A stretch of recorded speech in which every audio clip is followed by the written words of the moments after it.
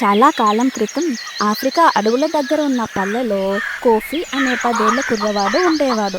అతను చాలా సాహసోపేతుడు. అన్నిట్లో రిస్క్ తీసుకోవడానికి వెనకాడేవాడు కాదు. అతనికి అల్లరి చేయడం అంటే చాలా ఇష్టం. అడవిలో తిరగడం, కొత్త విషయాలు కనుగొనడం అంటే అతనికి సరదా. ఒకరోజు రాత్రి కోఫీ తన తాతమ్మ దగ్గర కూర్చుని కథలు వింటున్నాడు. తాతమ్మ అతనికి ఒక కథ చెప్పింది. టొకోలోష్ అనే చిలిపి ఆత్మ గురించి. అది ఎవ్వరికీ కనిపించదు, కానీ దాని పనులు ఎప్పుడూ కనిపిస్తాయి. అది రాత్రుళ్ళు ఇంట్లోకి వస్తుంది, చెప్పులు దాచేస్తుంది, బట్టలన్నిటినీ చిందరవందర చేసి ఇల్లంతా గజిబిజి చేస్తుంది. కాబట్టి మనం ఎప్పుడూ ఆ ఆత్మని గౌరవించాలి అని తాతమ్మ చెప్పింది.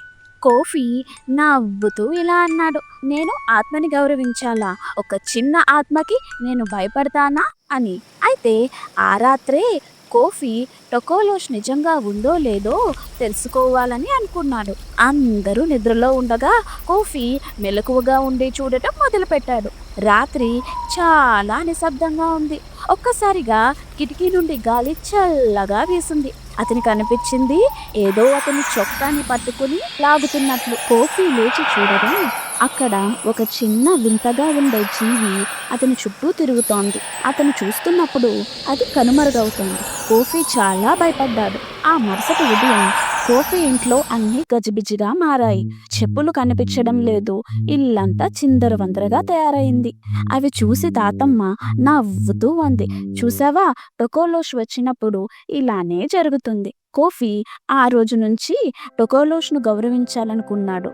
టొకోలోష్ అలానే తనకి ఇబ్బంది పెట్టకుండా ఉండాలంటే మంచం కింద బండలు పెట్టి పాలు ఇంకా స్వీట్ పెట్టేవాడు. ఆ రాత్రి టొకోలోష్ వచ్చి పాలు ఇంకా స్వీట్ను చూసి సంతోషించింది. అల్లరి చేయకుండా అది వెళ్ళిపోయింది.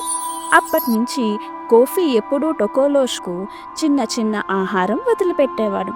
దానివల్ల టొకోలోష్ కూడా కోఫీకి ఇబ్బంది పెట్టకుండా ఉండేది.